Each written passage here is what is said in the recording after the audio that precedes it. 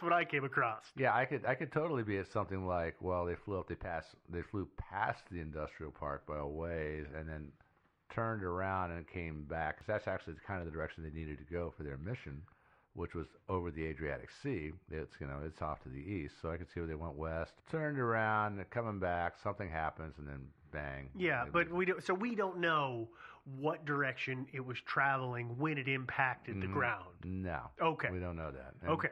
It's one of those things. There's a lot of the details on this stuff are kind of skimpy, unfortunately. Because the documents keep disappearing. And it's frustrating.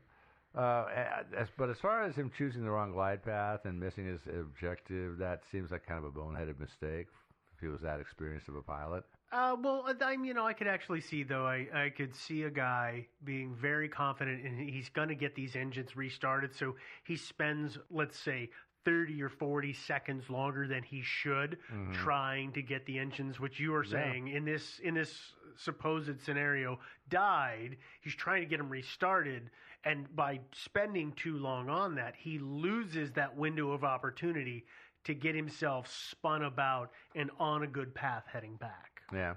Or, it could be, too, that he actually was a really selfless guy and that he chose to crash into an industrial park because it's less populated than a residential area. Mm-hmm. So maybe he crashed it there on purpose. It wasn't that busy of an area, though. Maybe he realized, Did you look at the aerials of that place? Oh, yeah. I mean, it's not densely populated. Not and this quite is like, the Venice we know, which is pretty densely populated. Right, so I question that.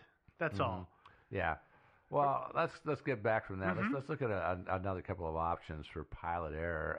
Another one would be a stall with a tailspin. So you guys know what a tailspin is, right? Yep. Yeah. Spinning. Yeah. Horizontal to the ground. By the tail. And actually usually kind of vertical to the ground, kind of like headed towards the ground and spinning around. Yeah, like you say. And then, by the tail. Yeah. Corkscrewing, would that be a way kind of corkscrewing down. Yeah. And this is something I learned how to do in Flight Simulator. Actually, you go up till you stall, and then put the rudder on one way or the other, and then you'll just sort of go over to one side and start spinning. And it's pretty easy to handle in Flight Simulator. I gotta say. Yeah. You are never piloting us anywhere. No, probably not a good idea. But the airplane was, as far as I know, still gaining altitude, so I could see where. When you're gaining altitude, you're going to be going slower than just flying level and straight, right? Maybe possible the pilot and co-pilot didn't realize that they were going slower, kind of, and they were heading towards a stall. Maybe their stall indicator was broken, which is not unheard of. Yeah. And supposing, say, the pilot was putting the plane into a turn, and then just right about then the plane stalls. Well, he winds up at a tailspin. Which are, as I said, generally recoverable as long as you have enough altitude to work with. You get to be high enough off the ground, yeah. Yeah, because stunt flyers do them all the time, and of course I do them in Flight Simulator, and it works out fine for me. But I usually like a big margin even in Flight Simulator. But from what I read on the interwebs, and yes, of course, there is at least one web forum devoted to nothing other than flying the DC-3. Of course. Yep. And lots of good information out there. Mm-hmm. But according to these guys, the DC-3/C-47 doesn't actually recover so well from tailspins. It's an oddly shaped plane. Yeah, they call in terms of its proportions. Yeah. I just like in the script he says, and they're not recommended. Yeah. Tailspins? Yeah. Yeah, okay. They are. Yeah. I mean, this plane is 1/3 wider on its wings than it is long, because it's 63 feet long and it's 95 feet across from wingtip to wingtip, which for our folks on the other side, that's 19 meters by 29 meters. Mm-hmm. So I can see how that would be rather ungainly and difficult to pull out of a spin. Yeah. Oh yeah, definitely. And it's of course, but of course, those big old wings could generate a lot of lift. Well, that's what they're for, yeah. And that's why the DC-3 was so great. It could land in short little spaces and stuff like that. So it's really good for all that kind of stuff. A very versatile plane.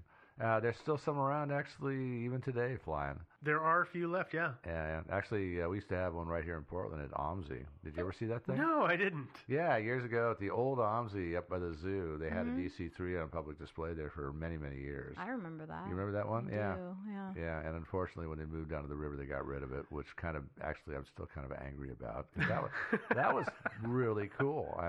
I'm sure they sold it to somebody who's going to restore it if they haven't already. Is it not at the Aviation and Space Museum? I don't know. Maybe. I would Maybe presume that's that's where it go. I would think that's where they'd send it. Yeah. Yeah, I mean, hopefully they didn't sell it to a scrapyard or something probably like not, that. yeah. No. You would Yeah. think not. Let's Yeah. pray they didn't do that.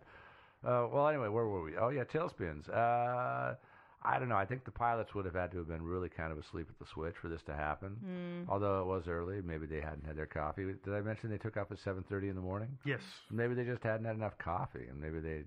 But it just seems like that'd be such a boneheaded mistake to That's make. a pretty big Yeah. stretch. Yeah, it kind of is. And there's one more possibility into the pilot error theory, which is that the C-47/DC-3 had a little design flaw in its engines. I don't know if you guys researched this at all, but and I'll talk about that in a minute. So if the Captain Borrell was it Borrell? Just say it how you're going to say Yeah, it. Borrell was unaware of this problem, or for some reason he chose to ignore it, then I suppose that could have caused a little bit of an existential crisis on the plane. Okay. And so I'll explain what the problem is in a second here. Okay. Okay. So that would be a combination kind of mechanical malfunction plus a little bit of error on the part of our pilot. And have we said, by the way, that the pilot error is the most popular theory according to the original investigations? Yeah, well, not most popular theory, but the original investigation, that's what they According to concluded. the original investigation, it was the most popular. It was the most popular theory, as in that's what everybody believed, Right. including the public and everybody. In the beginning, that's what the investigators said, yes. Mm-hmm. Oh, really? They were the ones who were saying, yeah, it was totally pilot error. Oh, I know they Why were saying investigate it. anymore? It's totally pilot error. Well, that Yeah. doesn't mean it was the most popular theory. It just means that it was the one they It chose was a to believe. government opinion, which is always the most popular. No. According Oh, to I the see. new regime. I don't know where you The government's live. opinion is always the most popular. Yeah. So- Yeah. What's our next theory? Oh, okay. Well, let's talk about another theory. I can just see the 1973 version of the internet. Government says pilot error. Heck yeah, I like that a lot. No, I mean, Well, let's start a letter writing campaign. it was a different internet back in those It days. was, yeah. It totally was. Well, what's our next theory? Mechanical malfunction. Well, so as I just mentioned, there was a little bit of an issue with those engines. Of course, this is a prop plane. It's not a jet. Prop plane got piston engines, and you all, I'm sure, know how piston engines work. If not, pause and go out and do a little work on the internet and see if Okay, you I'm can going to figure have that to do out. some work on the internet. Yeah, the manufacturer, McDonnell Douglas, recommends running these engines full out as much as possible. And the reason for that is apparently with this particular engine, if you run it at less than full RPMs for long periods of time, then deposits will form at the head of the cylinder at the top of the piston stroke from unburned fuel residue. And you'll wind up with a nice hard ring at the top of your cylinder on the inside. Got that? That makes sense? Yeah. Yeah, Yeah. I understand. Yeah, I get Yeah. engines. So yeah, And so apparently, if you run the engines full out all the time, then that ring does not appear. But if you're running your engine at lower RPMs, then you'll wind up developing that ring probably. and the thing about not running it at full RPMs, at least this is my understanding based on a guy I knew years ago who was a pilot, is he said you typically don't want to be running your airplane's engines at high RPMs all the time. You want to be at just the low enough RPM that you've got speed and you keep lift, but you're not maxing it out. So you're trying to keep it at a lower RPM. Does that make sense? It's kind of like your car. Yeah. I can drive at 3,000 RPMs in second gear or 2,000 RPMs in third gear, and I'm going to get better mileage, and it's Oh, for better sure. for the engine. Yeah, and And it's the same thing. So I can understand a pilot who got the same kind of advice this guy gave me. yeah, that's right. So Yeah, Let's better run it at fuel. lower RPMs all the time. Well, yeah, you're gonna get better fuel economy and stuff Yeah. like that. Sure. And So the theory goes that the ring somehow interferes with the engine?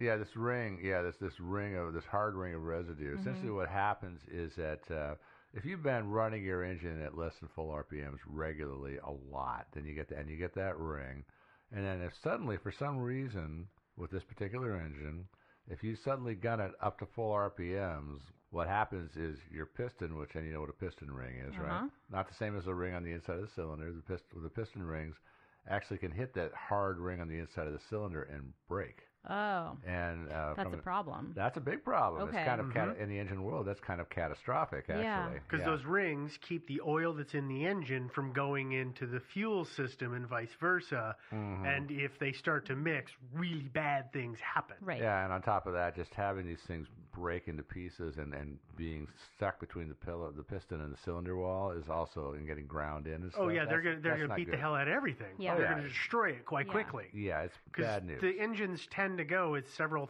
thousand revolutions per minute. That's Yeah. what RPMs are. Mhm. You can just see how quickly that's just going to destroy something. Oh yeah, you wind up. Yeah, your whole engine can just fly to pieces. I'll get an email from at least one mechanic about that, I'm sure. Yeah. Always change your oil. Yeah. That actually is good advice. And rotate your tires also. Yeah. But anyway, let's imagine that you're flying Argo 16 one fine November morning. Suddenly your left engine gives out. And that's not a huge problem because all you got to do is crank up the right engine to make up for some of that power loss. But under the certain circumstances, of course, this can cause our right engine to fail too. And that's when things get a little serious. That's what I'm talking about, pilot error, because Captain Borrell should have been aware of this issue with these engines. Theoretically. Theoretically, he should have been.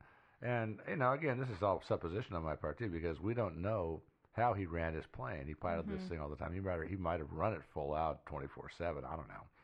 But just supposing, and this guy went on long flights over the Adriatic on his radar sniffing missions. I would not be surprised if he didn't run it full out all the time because fuel economy and all that stuff. But I guess if that's what happened, I suppose you could argue that pilot error did contribute to that crash. So here's another question for you. Yeah. Is that the sort of, are those rings, could they form if you were just sitting on the ground with your props running? It takes a while. It does take a while. It takes a while for deposits like that to accumulate We're talking in an like engine. Yeah, we're days, talking weeks. Oh, Hours and months, Yeah. lots and months, hundreds of Okay. hours of operation. Okay. Yeah, it takes a long time. It's not Okay. going to happen just that morning or Sure. anything It's like the that. same thing. Have you seen those hideous commercials from like Chevron where they show the super cruddy engine? Yeah. Yeah, that I mean, takes that's a what long time to happen. Right, of course. I mean, And it's the